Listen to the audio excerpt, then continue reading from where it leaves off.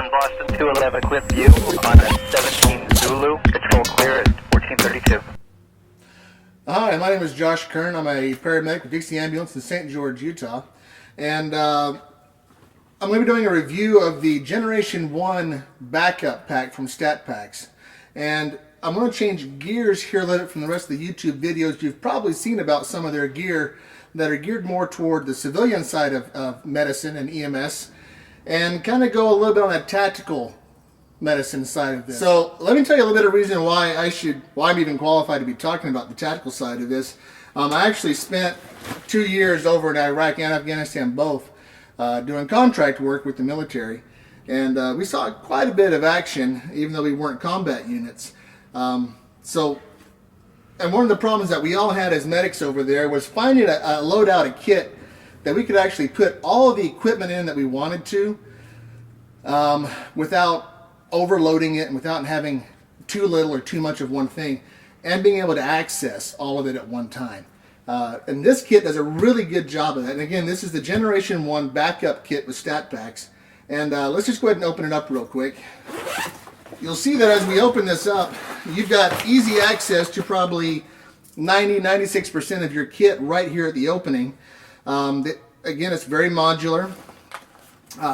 One of the things that I did with this kit is that a lot of the modules with StatPack come with these Velcro straps right here. And on the inside is a really nice Velcro surface that if I stick things to it, I can flop them out of the way without losing them. And I can also take them off and hand them to people if I need to give medications or IV starting to somebody. It's really nice for easy access. And now, of course, a lot of you know, if you're looking at tactical gear, you're probably tactical medics, and you're going, well, we don't start a lot of IVs in tactical situations. And you're right, we don't start a lot of IVs or give a lot of medications. But keep in mind, this is probably your Charlie kit. This is the bag that you dropped outside of the door before your high-risk entry, or the one that you've got sitting back in your armored vehicle that has all of the equipment that you need beyond your Alpha and your Bravo kits. So you do want to keep your medications in it, and IV access is going to be an issue if you're doing blood replacement and things like that. The medication modules are really nice and compact, and what I like about these is that it is so dense. Everything is packed in it so nice and tight, and I've got a full complement of medications here, going from all of my code medications to pain medications, the fentanyl and the Dilaudid, just all of your code medications that you could possibly need in a traumatic arrest situation with your crew. And you can also stock it with your combat pill packs, your antibiotics, your Cipro, your things like that you're going to give your guys for prophylactic, infection protection. And it all folds in really nice, really compact, syringes, needles, quick code drugs, all your medications. It's got a plethora of pouches and pockets in here. And you guys all know that if we give you space to put stuff, you're going to put stuff in it. You'll find something to fill up the holes with. And but the best thing about it is with all that medication, it's such a nice compact package. It's got the dual zippers we all like, so that you can keep your zippers in one central spot and one quick pull and you're open. And I kind of like the red color even in my tactical kits, because to me it's easy to identify what's going on with it. I'm just going to set this to the side real quick. The next piece I want to talk about is the IV Start Kit pack they've got here. And I don't know if you can tell on the camera here from the top view, but it's got these little pouches on the outside where you can slide all your angio casts that you need to stick in there, whether you're doing 14s, 18s, 20s, 10s, if you want them for needle decompression.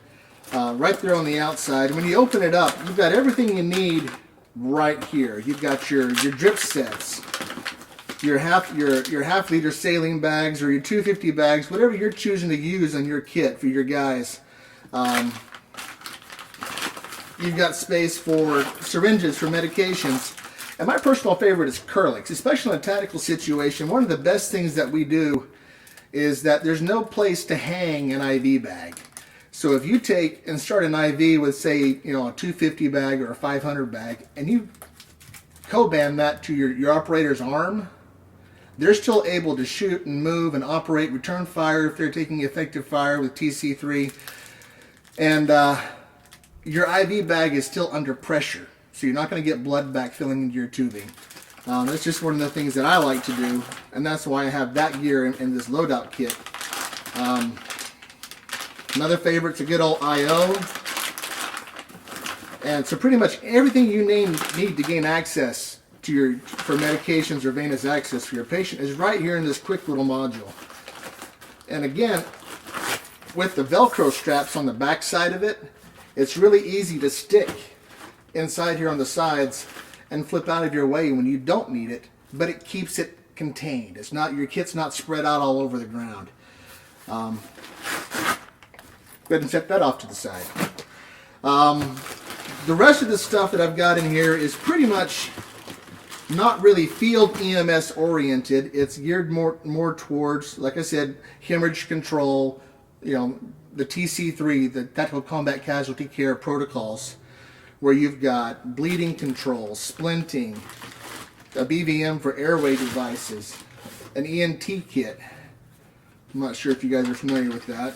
It's an ENT kit, so you can do some checking out of your patient, some more detailed assessments for you 18 deltas and stuff out there if you want to do that. Tourniquets, Curlix, and elastic bandages. And these are one that I think they get underused, but you can put a lot of these in your kit here. And I'll be honest with you guys, when I took my my personal kit, and this is actually a lot of my gear, and was loading up this bag, I had trouble filling this bag with all the gear that I normally carry in my loadout. It's got so much room, and one of the neatest things about it, this is an airway module, and I'll get to this here in a second. One of the neatest things about this kit is that whenever you pull everything out, you'll get a good view of it. All these SAM splints. Is that you'll notice the interior is made up of these dividers.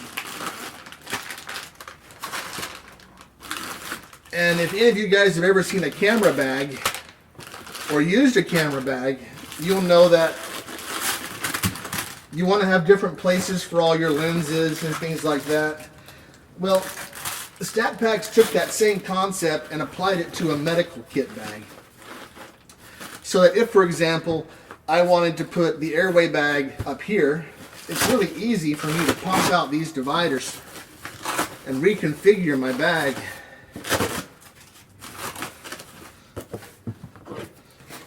and put the airway kit up here. It's extremely modular. It's one of the things that I really liked about this bag. If you really wanted to, and I mean, if it's a really kitchen sink bag and you want to put everything into it, you can reconfigure these panels.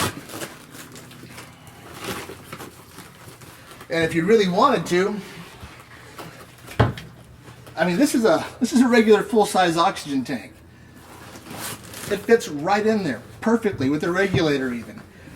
And you still have a lot of room for a lot of your quick access gear that you need to have that you don't have in your Bravo and Alpha packs. I'll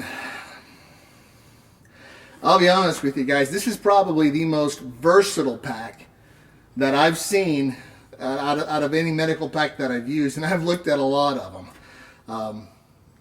Just because of its ability to change and adapt to your missions. If you are looking for a kitchen sink bag that you can have sitting outside during your high risk entry, or sitting in your squad vehicle, or sitting in your tactical van, that you need to have everything, this is a great bag for that. Sierra Tango Alpha Tango Papa Alpha Charlie Kilo Sierra, back in service.